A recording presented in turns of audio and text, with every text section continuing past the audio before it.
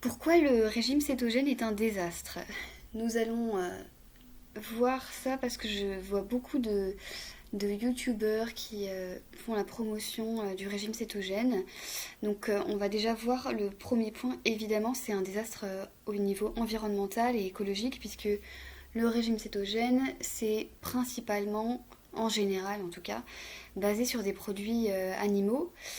Et on sait que l'impact carbone est énormément supérieur pour tout ce qui est surtout la viande, mais aussi le poisson et la plupart, enfin tous les produits animaux en fait.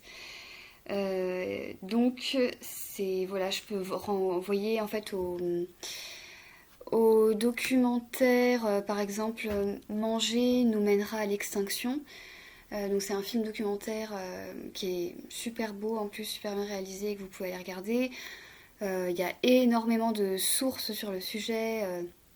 Vous pouvez aller sur le site de l'ADEME aussi. Enfin bref, je pourrais mettre tout ça en bibliographie. Après, la deuxième raison, c'est que c'est un régime qui est très oxydatif. Donc à cause de l'excès de fer que ça peut causer, le fait de manger beaucoup de viande, mais aussi le, le docteur Jean-Paul Curtet en fait est assez spécialiste des conférences sur le sujet de la viande et donc il parle de toutes les bactéries qui sont dans la viande, de l'antibiorésistance évidemment si la viande n'est pas bio. Il y a eu de nombreuses études qui sont sorties sur les problèmes de l'effet cancérigène de la viande transformée.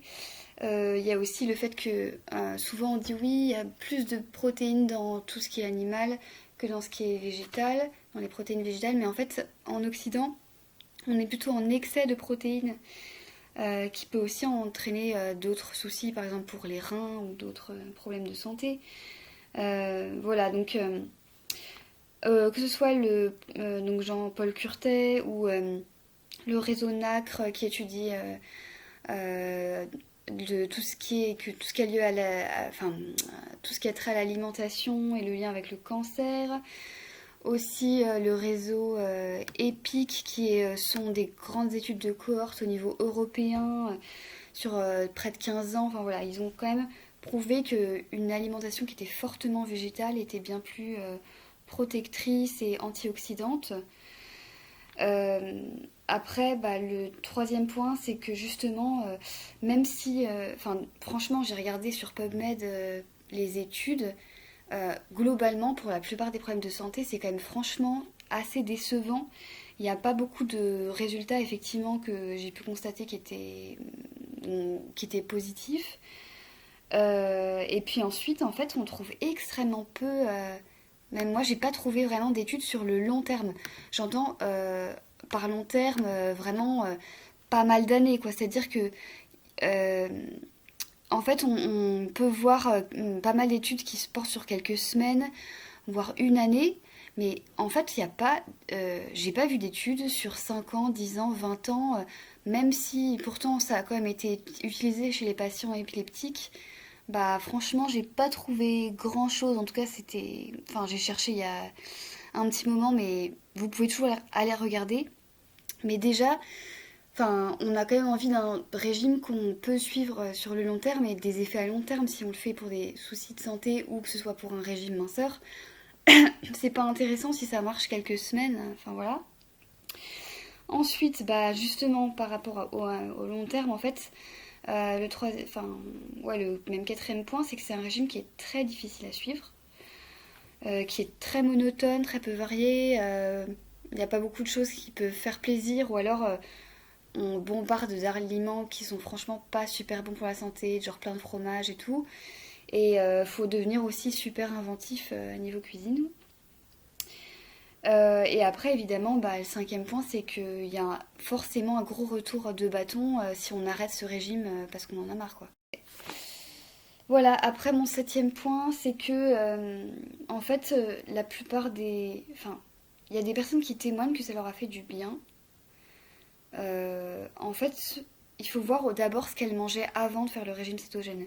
Parce qu'on a quand même un gros problème en Occident par rapport à tout ce qui est sucre. Donc forcément, quand on arrête de manger du sucre, ben, on peut forcément voir des effets positifs. Mais est-ce qu'on n'aura pas eu les mêmes effets positifs si on avait juste limité le sucre ou juste pris des sucres naturels, ceux des fruits et des légumes, et sans s'imposer un régime cétogène? Après, ben, par exemple, je pourrais citer un ami de mes parents qui avait dit qu'il avait perdu 10 kilos juste en arrêtant le pain. Donc c'est dire la quantité de pain que la plupart des gens mangent tous les jours. Et évidemment, bah, quand on arrête le pain, c'est déjà un énorme pas et on n'a pas besoin de faire un régime cétogène. Et ensuite, la plupart des promoteurs du régime cétogène que je vois, c'est des gens qui sont, entre guillemets, coach en nutrition ou ce genre-là, et qui ont des choses à vendre.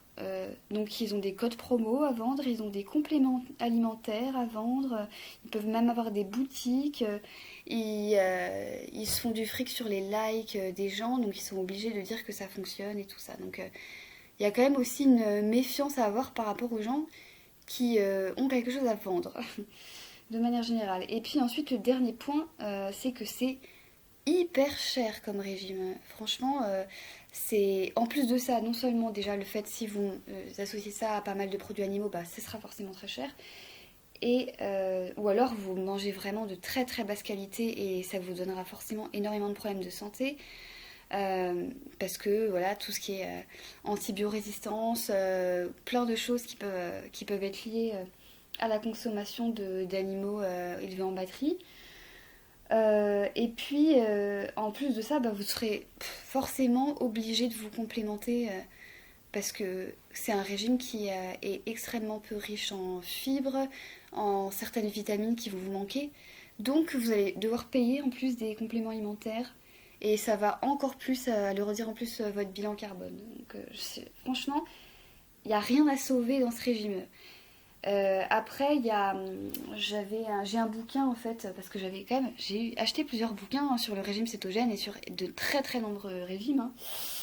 Hein. Et donc j'en ai un de Magali Valkovitz, qui est diététicienne et qui propose un régime cétogène végétalien.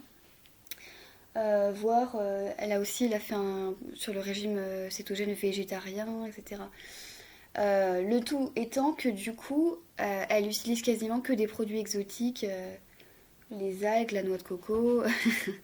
Donc au niveau bilan carbone, bah, c'est forcément moins pire que de manger beaucoup de viande, ça c'est clair. Mais malgré tout, c'est quand même pas terrible. Donc voilà. Et après, ben voilà, qu'est-ce que vous pouvez faire si vous faites un régime cétogène pour votre santé, voire pour mincir? Ben déjà, évidemment, donc, comme je disais, c'est garder un régime. Enfin, il faut choisir un régime qu'on puisse garder dans le temps. Donc pas trop compliqué à suivre. Le plus de bénéfices possible pour votre santé et en même temps un effort soutenable en fait. Après, bah, la deuxième chose, c'est de privilégier énormément les végétaux pauvres en glucides. Si vous cherchez vraiment à réduire les glucides, bah, vous commencez par une salade verte, tous vos repas. Vous regardez le nombre de glucides qu'il y a dans les fruits et les légumes de manière générale. Moi, c'est ce que j'avais fait au départ quand j'avais voulu vraiment réduire mes glucides sans pour autant manger plein de viande. Et ben, j'avais misé.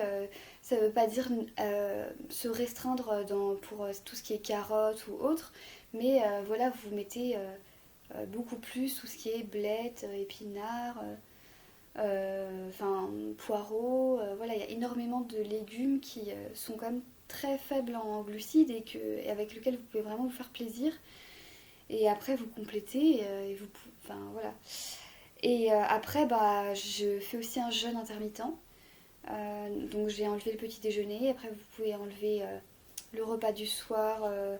Il y a même c'est pas mal de nutritionnistes qui conseillent plutôt ça, mais après ça dépend de vos choix personnels.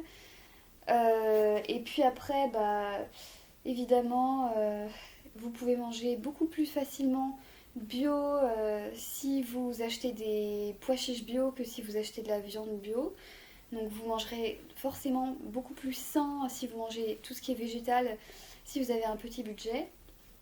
Et puis évidemment, essayer de manger local et de saison au maximum. Et évidemment, des produits bruts, des aliments sains. Et déjà, avec cette base-là, forcément, vous allez énormément vous faire du bien sans avoir besoin de passer par une diète extrêmement contraignante et qui a été quasiment pas, enfin, ou très peu validée scientifiquement. On en est au balbutiement, c'est vraiment étudié dans des cas très particuliers. Même sur le cancer, là, les médecins sont pas du tout favorables à ce type de régime. À la limite, il y a des choses intéressantes qui ont été faites par rapport aux jeûnes intermittents, aux jeûnes avant les chimios, etc. Ou voilà, des choses comme ça. Mais sur le régime cétogène, franchement, pas grand-chose. Et par contre, il y a beaucoup d'études sur le régime méditerranéen, le régime Okinawa qui semble être assez intéressant aussi dans certains cas. Et puis le régime végétarien a quand même été il est quand même reconnu aussi pour un régime qui est très sain de manière générale. Alors évidemment, par rapport au véganisme, il y a ces petits problèmes de carence qui peuvent être causés par le manque de vitamine B12, il faut faire attention de se complémenter, etc. Et après, il y a la manière dont on le fait, c'est-à-dire si on prend que des produits qui imitent la viande, voilà, ce sera pas bon. Mais là, je dérive du sujet, du sujet de la vidéo, donc voilà, je pense que j'ai fait à peu près le tour de ce que j'avais à dire sur le régime cétogène. Voilà.